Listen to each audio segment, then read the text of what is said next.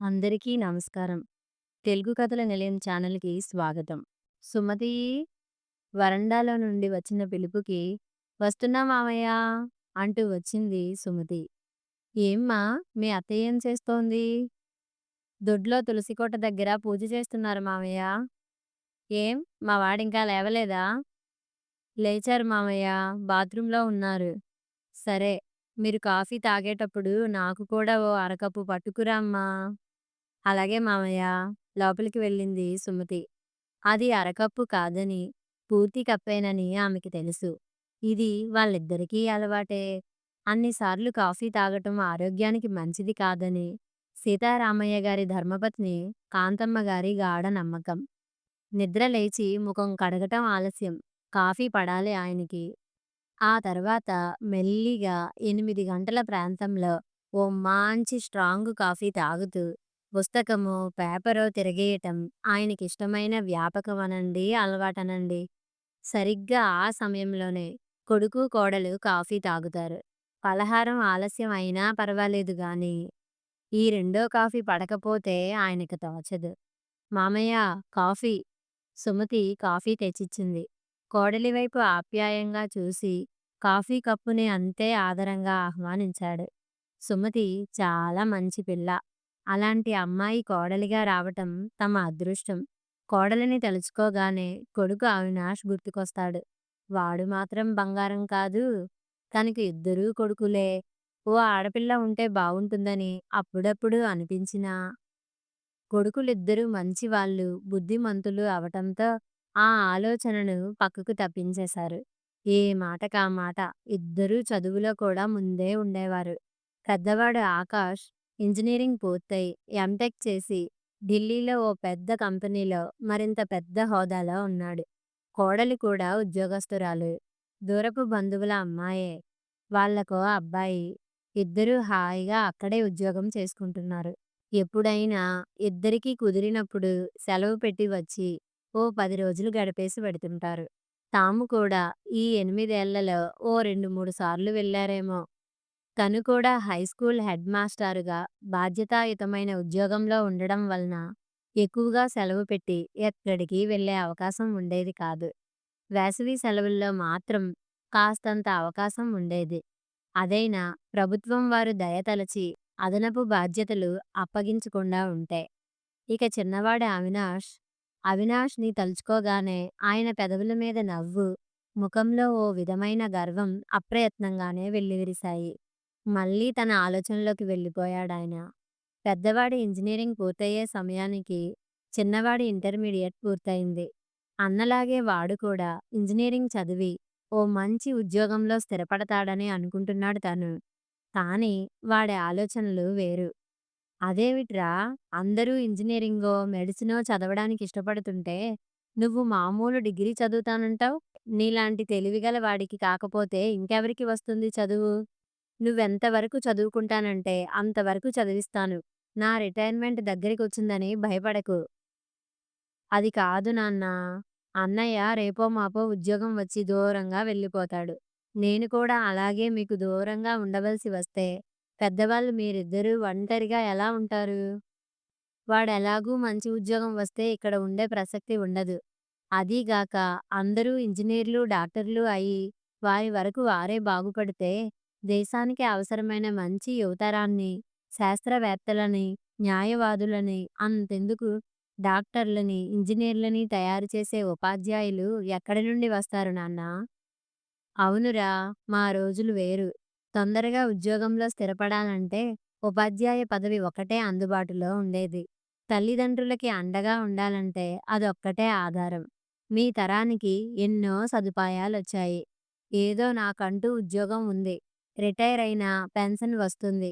ఊళ్ళో ఉన్న 4 ఎకరాల పొలం మీద వచ్చే ఆదాయం ఉండనే ఉంది. ఇక ఇంటెద్ది పని లేదు. నాకింకా ఉద్యోగం 4 ఏళ్లుంది. ఈలోపు నీ చదువైపోతుంది. ఇబ్బందేం ఉండదు. అదీగాక నీకు ఫిజిక్స్‌లోనూ, లెక్కల్లోనూ మంచి పట్టు ఉంది. తప్పకుండా ఇంజినీరింగ్‌లో సీటొస్తుంది." "అదే నాన్నా, ఇప్పటి చదువుల్లో నాణ్యత ఉండటం లేదు. బట్టీ పట్టించి మార్కుల కోసం చదివిస్తున్నారు. ఏ విషయాన్నైనా కూలంకషంగా చదివితే గానీ తృప్తి లేదు నాకు. మూలాల్లోకి వెళ్ళి సకారణంగా విషయాన్ని బోధిస్తే ఆ విషయాన్ని విద్యార్థులు ఎప్పటికీ మర్చిపోరు. కేవలం పాఠం చెప్పటం ఒకటే కాదుగా, విషయం పూర్తిగా అర్థమవ్వాలి గదా! మీరు అనుభవం ఉన్న ఉపాధ్యాయులు. మీకు నేను చెప్పాలా? అందుకే నేను ఉపాధ్యాయుడినై దేశానికి అవసరమైన శాస్త్రవేత్తలను, సాంకేతిక నిపుణులను, మంచి పౌరులను తయారు చేయాలని నా ఆశ. అది అందరి దృష్టిలో పేరాస కావచ్చు. కానీ నా వంతు ప్రయత్నం నేను చేయాలనుకుంటున్నాను. మీ విద్యార్థులందరూ ఇప్పుడు పెద్ద పెద్ద ఉద్యోగాల్లో ఉన్నారు. వాళ్ళంతా మిమ్మల్ని గౌరవిస్తుంటే మీకెంత గర్వంగా ఉంటుంది. ఆ ఆనందమే నేను కోరుకుంటున్నాను.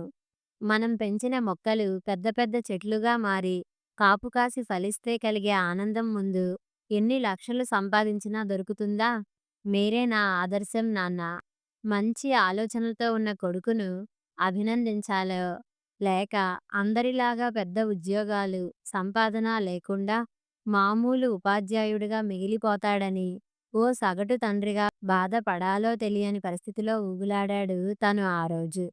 అనుకున్నట్లుగానే సైన్స్‌లో డిగ్రీ తర్వాత పోస్ట్ గ్రాడ్యుయేషన్ పూర్తి చేసి పీహెచ్‌డీ కూడా చేశాడు. ఓ ఇంజినీరింగ్ కాలేజీలో లెక్చరర్‌గా పనిచేస్తున్నాడు. వాడి పెళ్లి కూడా తమాషాగా జరిగింది. ఉద్యోగస్తుడైన వెంటనే పెళ్లి కూడా చేస్తే బావుంటుందని తనూ, కాంతం అనుకున్నారు. ఇప్పుడంతా సాంకేతికంగా ఉన్న వివాహ పరిచయ వేదికల ద్వారా సంబంధాలు కుదుర్చుకుంటున్నారు. మనం కూడా అలా చూద్దామంటే, ఎందుకు నాన్నా? అందులో అన్ని ప్రాంతాల వాళ్ళు ఉంటారు. విదేశాల్లో ఉన్నవాళ్ళు కూడా ఉంటారు. తీరా అన్నీ నచ్చాక వాళ్ళిక్కడికి రామంటే పరిస్థితి మళ్ళీ మొదటికొస్తుంది. మన ఊళ్ళోనే పెళ్లి సంబంధాలు చూసే స్థానిక సంస్థలు బోలెడున్నాయి. అక్కడికెడితే కనీసం కొంతమందైనా స్థానికంగా ఉన్నవాళ్ళుంటారు. అలాగైతే మనకి ఇబ్బంది ఉండదు అన్నాడు. ఓర్ని! వీడింత దూరం ఆలోచించాడా? అని తామిద్దరూ బుగ్గన వేలేసుకోవలసి వచ్చింది. అలాగే ఓ స్థానిక సంస్థలో నమోదు చేసుకున్న సుమతి సంబంధం అన్ని విధాలా అనుకూలమనిపించింది. ఆ అమ్మాయికి తండ్రి లేడు. తల్లి, అన్న ఉన్నారు. అన్నకి పెళ్ళయింది. అతగాడు పూనాలో ఏదో మంచి కంపెనీలోనే పనిచేస్తున్నాడు. సుమతి ఎంఏ పూర్తి చేసి దగ్గరలో ఉన్న స్కూలులో టీచరుగా పనిచేస్తోంది. తల్లి, తనే హైదరాబాద్‌లో ఉంటారు. పెళ్లి చూపులకు వెళ్ళి సుమతిని ప్రత్యక్షంగా చూశాక తమకు ఎంతో నచ్చింది. కనుముక్కు తీరుతో పొందిగ్గా ఉంది. ఇవన్నీ పక్కన పెడితే ఇంకా ముఖ్యమైన సంగతేమిటంటే సుమతి ఎవరో కాదు. తనతో పాటు ఒకప్పుడు కలిసి పనిచేసిన వీరభద్రయ్య గారి కూతురు. ఇంకా ఏం కావాలి? వెంటనే పెళ్ళయిపోయింది. అప్పుడే 4 ఏళ్లయింది సుమతి ఈ ఇంటికొచ్చి. తమ ఇంటికి దూరమని తను చేసే ఉద్యోగం వదిలేసింది. కొన్నాళ్ళు ఇక్కడికి దగ్గరలో ఉన్న స్కూల్లో పనిచేసింది. బీఈడీ చేద్దామనుకుంటూ ఆ ఉద్యోగం కూడా వదిలేసింది. ప్రస్తుతం ఇంట్లోనే ఉంటోంది. తను కూడా రిటైర్ అయ్యి 4 ఏళ్లయింది. వీళ్ళిద్దరి వలన ఇంట్లో సందడి, కాలక్షేపం. దాంతో తనకు తోచకపోవటం అన్న సమస్య రాలేదు. సాయంత్రం పూట అలా నడుచుకుంటూ తమ ఇంటి దగ్గరే ఉన్న పార్కులో తమలాటి వాళ్ళతో కాలక్షేపం. అప్పుడప్పుడు కాంతం తనతో కలుస్తుంది. ఎందరికో దక్కని అదృష్టం తనకి దక్కినందుకు లోపల లోపల సంతోషంతో పాటు కాస్తంత గర్వం కూడా అనిపిస్తుంది. సాయంత్రం కాలేజీ నుండి వచ్చాక బట్టలు సర్దుకుంటున్నాడు అవినాష్. ఎక్కడా ఏ శుభకార్యాలు లేవు. ఇప్పుడు సెలవులు లేవు. వీడెక్కడికి ప్రయాణం అవుతున్నాడబ్బా అని ఆలోచిస్తున్నాడు సీతారామయ్య గారు. ఆయన సందేహం తీర్చటానికన్నట్లుగానే తండ్రికి ఎదురుగా ఉన్న కుర్చీలో కూర్చున్నాడు అవినాష్. రేపొద్దున్న ఢిల్లీ వెడుతున్నాను నాన్నా. అక్కడ ఓ సెమినార్‌కి హాజరవ్వాలి. ఎల్లుండి అవతల ఎల్లుండి అక్కడే ఉండాలి. కార్యక్రమం పూర్తి కాగానే వెంటనే బయలుదేరి వచ్చేస్తాను. మరి అన్నయ్య దగ్గరికెళ్ళవు? వీలుంటే ముందు రోజు వెడతాను. ఎందుకంటే అక్కడ మా బస, తిండి ఏర్పాట్లు అన్నీ నిర్వాహకులే చూసుకుంటున్నారు. పైగా సెమినార్ జరిగే చోటు నుండి అన్నయ్య వాళ్ళ ఇల్లు దూరం. అక్కడికి వెడితే సమయానికి తిరిగి సెమినార్‌కి చేరుకోలేనేమో. వాడితో ఇంతకు ముందే మాట్లాడాను. వీలుంటే వాడే వచ్చి కలుస్తానన్నాడు. చూద్దాం. సరే ఇంకేం మాట్లాడలేదాయన. కాలేజీ తరపున ఇలా అప్పుడప్పుడు వేరే ఊళ్ళకి వెళ్ళి సమావేశాల్లో పాల్గొనటం అతనికి అలవాటే. ఢిల్లీ క్షేమంగా చేరానని ఫోన్ చేశాడు. సమావేశాలు కూడా విజయవంతంగా పూర్తయ్యాయి. ఈరోజు అవినాష్ తిరిగొచ్చే రోజు. ఏమిటో అతను లేనిది 4 రోజులే అయినా అందరికీ వెలితిగానే ఉంది. కాంతమ్మ గారికి, సీతారామయ్య గారికి ఒక రకమైతే, సుమతికి ఇంకా ఎక్కువ. ఆ అమ్మాయి ముఖంలో దిగులు పసికట్టలేకపోలేదు వాళ్ళిద్దరూ. అందులోనూ పిల్లలు ఇంకా పుట్టకపోవటంతో వాళ్ళిద్దరూ ఒకరికొకరుగా ఉంటారేమో. సుమతికి వేరే ధ్యాస లేదు. హలో! సుమతి ఫోన్‌లో మాట్లాడుతోంది. అవతలి వైపు అవినాష్ అని అర్థమవుతూనే ఉంది.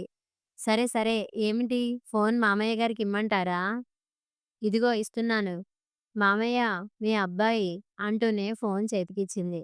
ఇక వాళ్ళిద్దరూ మాటల్లో పడ్డారు. ఏమిటి ఎంతసేపు నాన్నతోనేనా మాట్లాడేది? అమ్మ గుర్తుకు రాలేదా? కాంతమ్మ గారు వంటింట్లో నుండి వరండాలోకి వచ్చింది. ఆవిడతో కూడా మాట్లాడాడు అవినాష్. తెల్లారింది. ఎప్పుడెప్పుడు కొడుకు వస్తాడా అని తల్లి, తండ్రి, ఇంకా రాలేదేమిటా అని సుమతి వాకిట్లో నుండి ఇంట్లోకి, ఇంట్లో నుండి వాకిట్లోకి తిరుగుతూనే ఉన్నారు ఏదో వంకతో. ఇంతలో సీతారామయ్య గారి ఫోన్ మోగింది. అవినాష్ ఫోన్. హలో! అవినాష్ గారి నాన్నగారా? నిమ్స్ హాస్పిటల్ నుండి మాట్లాడుతున్నామండి. మీ అబ్బాయికి యాక్సిడెంట్ అయింది. ప్రస్తుతం హాస్పిటల్‌లో ఉన్నారు. నేనిక్కడ హాస్పిటల్ ఇన్ఛార్జినండి. మీ అబ్బాయి గారి ఫోన్‌లో నాన్న అని ఉన్న నంబర్ చూసి మీకు చేశాను. వెంటనే బయలుదేరి రండి. ఏమిటి? యాక్సిడెంటా? ఎలా ఉన్నాడు? ప్రమాదం ఏమీ లేదు కదా? ఆత్రంగా అడిగాడు ఆయన. మీరు వెంటనే బయలుదేరండి. సుమతి, కాంతమ్మ గారు మాట లేకుండా అయిపోయారు. హాస్పిటల్‌కి వెళ్ళేసరికి విషయం అర్థమైంది. పరిస్థితి చాలా కష్టంగా ఉంది. తలకు దెబ్బ తగలటంతో నమ్మకం తక్కువే అన్నారు. అవినాష్ టాక్సీ మాట్లాడుకుని విమానాశ్రయం నుండి వస్తుంటే అవతలి వైపు వెళ్లే కారు డివైడర్‌ను ఢీకొట్టి, పల్టీ కొట్టి అవినాష్ కారుకి ఢీకొట్టింది. ఆ దెబ్బకి టాక్సీ తలకిందులై ప్రమాదం జరిగింది. 2 కార్లలో ప్రయాణించే వాళ్ళందరికీ బాగా దెబ్బలు తగిలాయి. ఎదుటి కారు డ్రైవర్ ప్రమాద స్థలంలోనే చనిపోయాడు. మిగతా వాళ్ళ పరిస్థితి కూడా నమ్మకం చెప్పేటట్లు లేదు. చివరికి చెయ్యని తప్పుకి అవినాష్ జీవితం బలైపోయింది. విషయం తెలుస్తూనే అసలే బలహీనంగా ఉన్న కాంతమ్మ గారి గుండె ఇక కొట్టుకోవడం మానేసింది. తట్టుకోలేని ఆ తల్లి కొడుకుతో పాటు వెళ్ళిపోయింది. ఇంట్లో అలుముకున్న విషాదం ఎవరూ తీర్చలేనిది. కొడుకుని, జీవిత భాగస్వామిని పోగొట్టుకుని ఏం చెయ్యాలో తెలియని స్థితిలో ఆయన, ప్రాణాధికంగా ప్రేమించే భర్త, అన్నిటా తల్లిని మరపించే అత్తగారు ఇద్దరూ ఒకేసారి పోవటంతో సుమతికి ఏం జరిగిందో అర్థం కావటం లేదు. అవినాష్ తన ఎదురుగా నిర్జీవంగా పడి ఉన్నాడంటే తట్టుకోలేకపోతోంది. ముందు రోజు అందరితో మాట్లాడిన మనిషి ఈ క్షణంలో అచేతనంగా పడి ఉన్నాడు. ఏది ఎలా ఉన్నా వచ్చే వాళ్ళందరూ వచ్చారు. ఢిల్లీ నుండి ఆకాష్, భార్య, కొడుకు, పూనా నుండి సుమతి, అన్నా వదిన, ఇంకా కాంతమ్మ గారి బంధువులు, సీతారామయ్య గారి చుట్టాలు, ఊళ్ళో ఉన్న పరిచయస్తులు, ఒకరేమిటి తెలిసిన వాళ్ళందరూ వచ్చారు. ఎందరొస్తేనేమిటి, వాళ్ళు లేని వెలితి ఎవరు పూడుస్తారు? మనిషి బతికి ఉన్నంత సేపే శరీరానికి విలువ. ఆ తర్వాత ఎంత త్వరగా సాగనంపుదామా అన్నట్లు తర్వాత కార్యక్రమాలు వెంట వెంటనే ఎవరి ప్రమేయం ఉన్నా లేకపోయినా జరిగిపోతాయి. చనిపోయిన కొడుక్కి తండ్రి, తల్లికి పెద్ద కొడుకు యథావిధిగా ఉత్తర క్రియలు జరుపుతున్నారు. మనసులో లేని సీతారామయ్య గారు యాంత్రికంగా విధులు నిర్వహిస్తున్నారు. కొడుకు చేతి మీదుగా వెళ్ళిపోవలసిన తాను తన కొడుక్కి కర్మకాండలు చేయటం ఎంత దురదృష్టం. తన పరిస్థితే ఇలా ఉంటే పాపం సుమతి ఏమైపోతుందో. చిన్న పిల్ల. కనీసం వెళ్ళి ధైర్యం చెబుదామన్నా ఆమె లోపల గదిలో ఉంటుంది. ఆమె చుట్టూ ఆడవాళ్ళంతా చేరి ఉన్నారు. ఆమె బయటికి రాలేదు. తాను వాళ్ళని తోసుకుని లోపలికి వెళ్ళే అవకాశమూ లేదు. హఠాత్తుగా వచ్చిన కష్టానికి, దుఃఖాన్ని దిగమింగి కర్మకాండలు చేయటంతో శరీరం నిస్సత్తువుగా మారి ఏమాత్రం సహకరించటం లేదు. ఎలా ఉందో పిచ్చిపిల్ల. అందుకే ముందు రోజే చెప్పేశాడు బంధుగణానికి. 10వ రోజు కార్యక్రమం అంటూ ఆ పిల్లని ఇబ్బంది పెట్టవద్దు. తను ఎలా ఉన్నది అలాగే ఉంటుంది. మీరెవ్వరూ కల్పించుకోవద్దు. ఎటువంటి తంతులు చేయవద్దంటూ. అసలైన పాతకాలంలో పెట్టిన ఆచారాలు ఇప్పుడెవరు పాటించనప్పుడు ఇది మాత్రం ఎందుకు చెయ్యాలి? ఆ రోజుల్లో వితంతువులు శిరోముండనం చేయించుకొని తెల్ల చీరలు, పంచెలు కట్టుకునేవారు. అది చిన్నప్పుడు అమ్మమ్మల కాలంలో. తన తల్లి సమయానికి రంగు చీరలు కట్టుకోవటం, మామూలుగా జుట్టుముడి వేసుకునేవారు. బొట్టు మాత్రం పెట్టుకునేవారు కాదు. ఆ తర్వాత ఇప్పుడు ఎవరు అవేవీ పాటించటం లేదు. నిజానికి అవేవీ పాటించనవసరం లేదు. ఎవరైనా బొట్టు, పూలు విసర్జిస్తున్నారంటే అది వారు స్వచ్ఛందంగా వారి ఇష్ట ప్రకారం చేస్తున్నారు. అసలే బాధలో ఉన్న వారిని ఆచారం పేరుతో ఇంకా బాధ పెట్టటం అన్యాయం. కాలం ఎవరి కోసం ఆగదు. 10 రోజుల కార్యక్రమాలు పూర్తయ్యాయి. ఇక ఇప్పుడు మొదలైనది అసలు చర్చ. కార్యక్రమాలు పూర్తయిన తర్వాత చుట్టాలు ఎవరి దారిన వాళ్ళు వెళ్ళిపోతారు. మిగిలేది సీతారామయ్య గారి పెద్ద కొడుకు ఆకాష్ కుటుంబం. అలాగే సుమతి అన్నావదిన. సుమతి పెళ్ళైన ఏడాదికే తన కర్తవ్యం అయిపోయినట్లుగా తల్లి కూడా పోయింది. ఆవిడ ఉండి ఉంటే కనీసం కొన్నాళ్ళైనా వీళ్ళని కనిపెట్టుకుని ఉండేది. కష్టంలో ఉన్న వీళ్ళకి తోడు మరి ఎవరుంటారు? సుమతి అన్న కూడా ఏదో పెద్ద ఉద్యోగంలో ఉన్నాడు. 4 రోజుల్లో కంపెనీ పని మీద అమెరికా వెళ్ళవలసి ఉంది. తిరిగొచ్చేసరికి నెల పైన పడుతుంది. సుమతి వదిన కూడా ఉద్యోగస్తురాలే. ఆమెకు సెలవు పెట్టే అవకాశం లేదు. ఇక సుమతికి తోడుండే వాళ్ళు లేరు. పోనీ అన్న వాళ్ళు తమతో తీసుకువెళ్ళాలంటే అన్న దేశంలో ఉండటం లేదు. వదిన ఇంట్లో ఉండే అవకాశం లేదు. పుట్టింటి వాళ్ళు తీసుకువెడితే గాని సుమతిని ఏ బంధువులు అంటే మేనమామలు, పినతల్లులు, బాబాయ్ వంటి వాళ్ళు వాళ్ళ ఇళ్ళకి తీసుకెళ్ళకూడదని ఓ నిబంధన. చిన్న వయసులో భర్తని పోగొట్టుకున్న ఆమెకు అండగా నిలబడేందుకు సుమతి దగ్గర ఉండటానికి ఎవరి పనులు వాళ్ళవి. ఇక్కడే ఉండే అవకాశం ఎవరికీ లేదు. ఇక సీతారామయ్య గారి పరిస్థితి? ఆయన వరకు ఆయన్ని తీసుకెళ్ళటానికి ఆయన పెద్ద కొడుకు సిద్ధంగానే ఉన్నాడు. అది కూడా రేపో మర్నాడో అయితేనే. ఆ తర్వాత అతనికి, భార్యకి సెలవులు లేవు. సుమతిని కూడా తీసుకెళ్ళాలంటే ముందు వాళ్ళ పుట్టింటి వాళ్ళు తీసుకెళ్ళాలనే నిబంధన అడ్డు. ఇదో పెద్ద చర్చా కార్యక్రమం అయింది.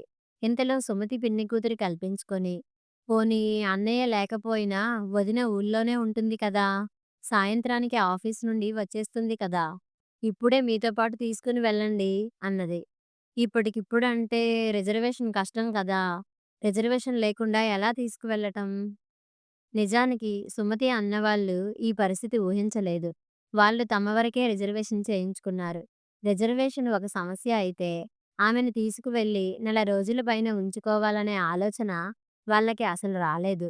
అన్న అమెరికా నుండి తిరిగొచ్చాక నిదానంగా తీసుకెళ్ళి 4 రోజులు ఉంచుకొని పంపాలనే ఆలోచన తప్ప, తమ ఇంటి ఆడపిల్లకి కష్టం వచ్చినప్పుడు ఆదుకోవాలనే ఆలోచన అసలు రాలేదు. తల్లి ఉంటే ఎలా ఉండేదో పరిస్థితి. మనసుంటే మార్గం ఉండకపోదు అన్న ఆలోచన ఎవరికీ రాలేదు. ఇంతలోకి ఇంకొక శ్రేయాభిలాషి ఇంకొక వాదు లేవదీసింది. అయినా 13 రోజు గుడిలో నిద్ర చేసి వస్తేనే పుట్టింటి వాళ్ళైనా తీసుకెళ్ళాలి. నిద్ర చేయకుండా వాళ్ళు మాత్రం ఎలా తీసుకెడతారు? అంటూ. అవునవును. ఇదొకటుంది కదా! నిజమే. గుళ్ళో నిద్ర చేయకపోతే ఎలా? ఇంకెవరో వంత పాడారు. అవునమ్మా సుమతీ! రేపు రాత్రికి నిద్ర చేసిరా. నెలలోపు పుట్టింటి వాళ్ళు తీసుకెడతారు. మరి ఆ ఏర్పాట్లేవో చెయ్యండి. ఇంకెవరో సలహా ఇస్తున్నారు. నిద్ర చేయమంటున్నారు సరే. ఆమెకు తోడు ఎవరు వెడతారు? మామూలు వాళ్ళు పనికిరారు. వాళ్ళు కూడా వితంతువులే అయి ఉండాలి. అక్కర్లేని వాళ్ళంతా చర్చలు మొదలుపెట్టారు. సుమతికి ఇంకా ఎందుకు బతికున్నానా అనిపించింది. ఇంతకు ముందుకు, ఇప్పటికి తనలో వచ్చిన తేడా ఏమిటి? అన్నిటికన్నా విలువైన తన జీవిత భాగస్వామిని పోగొట్టుకుంది. కష్టంలో ఉన్న తన గురించి, తన జీవితం గురించి నిర్ణయాలు చేయటానికి వీళ్ళెవరు? తన ఆత్మీయులా? తనని పోషిస్తున్నారా? అంత దుఃఖంలోనూ ఆవేశం తన్నుకొచ్చింది. కానీ మౌనంగా రోదిస్తోంది. తల్లి చనిపోతే తండ్రి సవతి తండ్రితో సమానమంటారు. ఇప్పుడు భర్త పోతే, తల్లి లేకపోయేసరికి తోబుట్టువుకి కూడా తను పరాయిదైపోయిందా? నీకు నేనున్నాను అని ధైర్యం చెప్పే మనసు రాలేదా తన అన్నకి? ఒకలాంటి వైరాగ్యం ఆవహించింది సుమతిని. అత్తగారులాగా భర్తతో పాటు ఎందుకు చనిపోలేదా అని మొదటిసారిగా అనిపించింది ఆమెకు. నిజానికి అవినాష్ పోగానే తను కూడా చనిపోవాలనే ఆలోచన చేసింది. కానీ తన చుట్టుపక్కల ఎవరో ఒకరు ఉండటంతో ఆ పని చెయ్యలేకపోయింది. ఇప్పుడు మాత్రం ఏం? అంతా ఎవరి దారిన వాళ్ళు వెళ్ళిపోతారు. అప్పుడు చావు తన చేతిలో ఉంటుంది. ఒక్క క్షణం చాలు వెళ్ళిపోవటానికి. ఈ బాధలు, సమస్యలు లేకుండా పోతాయి. పక్క గదిలో కూర్చున్న సీతారామయ్య గారికి ఈ చర్చ అంతా వినబడుతోంది. నిజమే. భార్యని కోల్పోయి తను, భర్తని కోల్పోయి సుమతి ఇద్దరూ ఒకే స్థితిలో ఉన్నారు. కానీ తనను తీసుకువెళ్ళటానికి తన కొడుకు సందేహించటం లేదు. కానీ భర్త చనిపోయిన సుమతిని తన ఇంటికి తీసుకువెళ్ళటానికి మాత్రం అభ్యంతరం. ఎందుకంటే అది ఆమె పుట్టింటి వారి బాధ్యత. అంటే తమ ఇంటి వ్యక్తిని పెళ్లి చేసుకొని తమ కుటుంబంలోకి వచ్చిన ఆమె ఇంకా పరాయిదేనా? ఆమె తమ ఇంటి మనిషి కాదా? ఎప్పటికీ అంతేనా?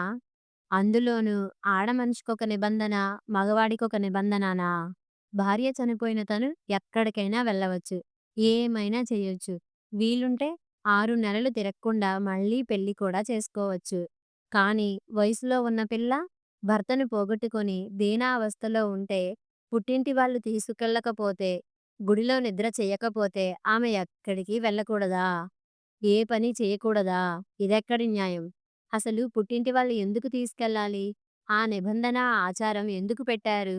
ఇదివరకు రోజుల్లో ఒకసారి ఆడపిల్లకి పెళ్లి చేసి పంపిస్తే చావైనా, బతుకైనా అత్తింట్లోనే అనేవాళ్ళు. అందుచేత కర్మకాలి భర్త చనిపోతే ఆమెకు అన్యాయం జరగకుండా ఆమెకు అండగా పుట్టింటివారున్నారని హెచ్చరికగాను, ఇటువంటి విచారకరమైన పరిసరాల నుండి మార్పు కోసం పుట్టింటివారు తీసుకెళ్ళి కొంతకాలం అక్కడ ఉంచుకునేవారు. వాళ్ళు తీసుకెళ్లే వరకు ఆమె అత్తింట్లోనే ఉండేది. ఇక గుడిలో నిద్ర చేయటం అనేది కొందరు పెట్టుకున్న ప్రత్యామ్నాయం. పుట్టింటి తరపున ఎవరూ లేకపోతే, పెద్ద వయసులో భర్త చనిపోయి అప్పటికీ పుట్టింటివారు గతించి ఉంటే, అటువంటి పరిస్థితుల్లో దేవుడే తల్లి, తండ్రి అనే భావనతో ఎవరినో తోడు తీసుకుని గుడిలో నిద్ర చేసేవాళ్ళు. ఈ మధ్య కాలంలో మూఢనమ్మకాలు ముదిరి గుడిలో నిద్ర అనేది తప్పనిసరిగా పాటిస్తున్నారు. తన చిన్నప్పుడు ఇంత పిచ్చ నమ్మకాలు లేవు. వెంటనే కుదరకపోయినా సంవత్సరంలోపు పుట్టింటి వాళ్ళు తీసుకెళ్ళి ఆదరించి పంపేవారు. రాను రాను ఈ ఆచారాలు మనుష్యుల మనసుని గాయపరిచే విధంగా తయారయ్యాయి. పాపం పిచ్చిపిల్ల. సుమతి మనసెంత చెదిరిపోయిందో. ఆమెతో తను ఇప్పటివరకు సరిగా మాట్లాడే అవకాశమే రాలేదు. సుమతి ఎవరు? తమ ఇంటి ఆడపిల్ల. తన కొడుకుని నమ్మి వాడి చెయ్యి పట్టుకొని 10 కాలాల పాటు కాపురం చెయ్యటానికి వచ్చింది. దురదృష్టవశాత్తు తన బిడ్డ ఆమెకు అన్యాయం చేసి వెళ్ళిపోయాడు. అంత మాత్రం చేత ఆమె తన కుటుంబంలోని మనిషి కాదు? ఆమె బాధ్యత తన మీద లేదు? పుట్టింటిని మరిపించవలసిన బాధ్యత అత్తింటి వారికి ఉన్నదా? అసలు ఎవరూ లేకపోతే ఆమెకు బతికే హక్కు లేదా? ఇంకా ఆగలేకపోయాడాయన. లేచి సుమతి కూర్చున్న గదిలోకి వచ్చాడు. ఆయనను చూసి అందరూ పక్కకు తప్పుకున్నారు. మామగారిని చూడగానే భోరుమంది సుమతి. కట్టలు తెంచుకున్న గోదారిలా దుఃఖం పెల్లుబికింది. అమ్మా సుమతీ! నువ్వేం దిగులు పడకు. మనమిద్దరం ఒకే స్థితిలో ఉన్నాం. నాకు లేని నిబంధనలు నీకెందుకమ్మా? నేనెక్కడికి వెళ్ళి నిద్ర చెయ్యకపోయినా పర్వాలేదు కానీ, నువ్వు మాత్రం వెళ్ళాలా? అక్కర్లేదు. నీకు పుట్టిల్లు ఎక్కడో లేదమ్మా. నా ఇంటి కోడలిగా వచ్చిన నువ్వు నా కూతురిలాంటి దానివి కాదా? నాకు కూతురుండి ఆమె ఈ స్థితిలో ఉంటే ఏం చేసేవాడిని? నా కొడుకు లేడు. కానీ నువ్వున్నావు. నువ్విప్పుడు నా కూతురివమ్మా. ఇదే నీ పుట్టిల్లు. వేరే పుట్టిల్లు అక్కర్లేదు. నువ్వెక్కడికి వెళ్ళనక్కర్లేదు. నాకు నువ్వు, నీకు నేను. ఎవరేమంటారో చూస్తాను. నిన్ను నా కడుపులో పెట్టుకొని నా కూతురికి ఏం చెయ్యాలో అన్నీ నీకు చేస్తాను. జీవితాంతం కంటికి రెప్పలా కాపాడుకుంటాను. ఎవ్వరూ ఏ సలహాలు ఇవ్వనక్కర్లేదు. ఈ రోజు నుండి కొడుకైనా, కూతురైనా నువ్వేనమ్మా. ఆమె తల మీద చెయ్యి వేసి ఒక చేత్తో కళ్ళు తుడుస్తూ, ఈ రోజు నుండి నేను నాన్నలాంటి వాడిని కాదమ్మా, నాన్ననే అన్నాడు. నీళ్లతో నిండిన కళ్ళు మసకబారగా మామగారిలో తండ్రిని చూస్తుండిపోయింది సుమతి. కథ సమాప్తం.